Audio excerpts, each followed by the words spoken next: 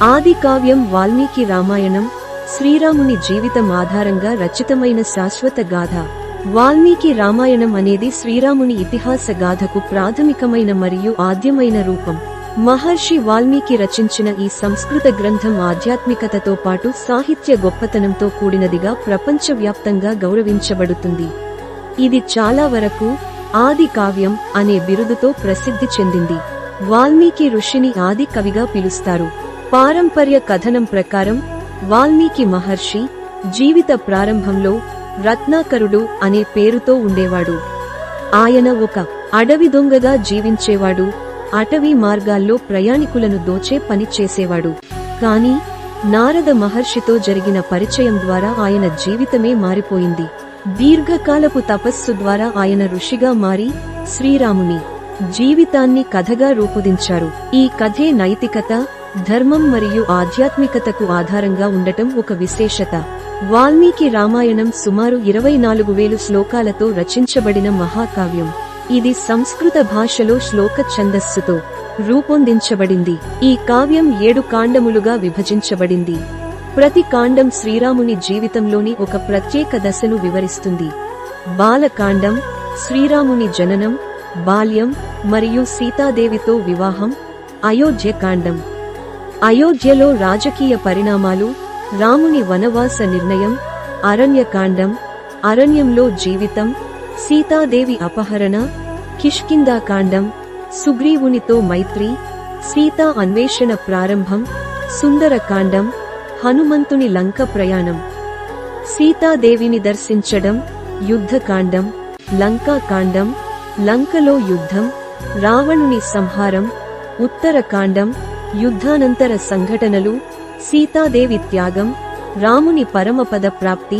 ప్రతి కాండం పాత్రల గాథలతో, సాహసాలతో, ఆధ్యాత్మిక సందేశాలతో నిండి ఉంటుంది. వాల్మీకి రామాయణం కేవలం ఒక ఇతిహాస గాథ మాత్రమే కాదు, అది ఆత్మోన్నతికి మార్గదర్శిగా నిలిచిన మహాగ్రంథం.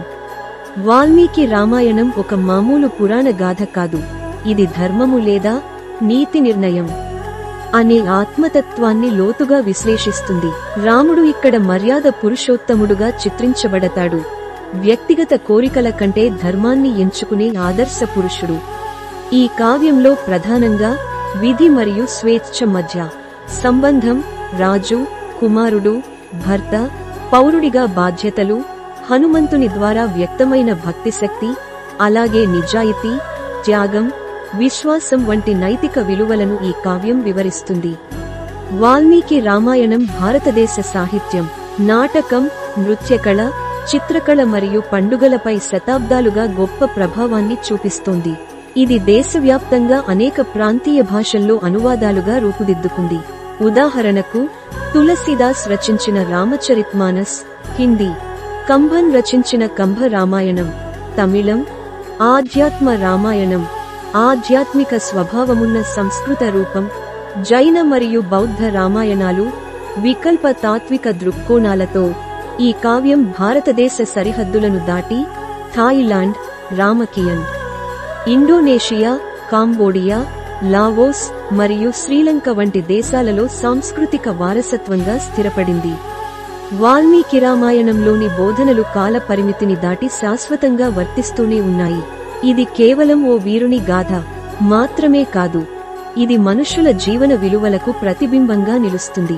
నాయకత్వం నుండి త్యాగం వరకు, విశ్వాసం నుండి న్యాయ పరిరక్షణ వరకు, జీవితం యొక్క ప్రతి అంశాన్ని ఈ కావ్యం తాకుతుంది.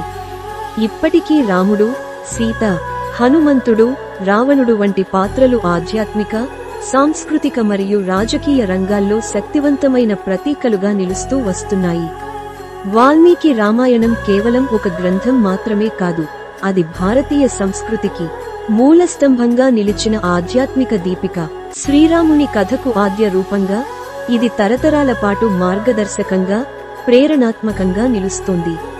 ఈ ఆధునిక యుగంలో సత్యం మరియు సమతుల్యాన్ని వెతుకుతున్నవారికి ఈ పురాతన గ్రంథం చూపే దిశానిర్దేశం ఇప్పటికీ ఎంతో ప్రాముఖ్యాన్ని కలిగి ఉంది.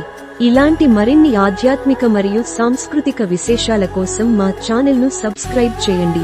వీడియోకు లైక్ ఇవ్వండి, మీ మిత్రులతో షేర్ చేయండి. అలానే తాజా అప్డేట్స్ కోసం బెల్ ఐకాన్ను క్లిక్ చేయడం మర్చిపోవద్దు.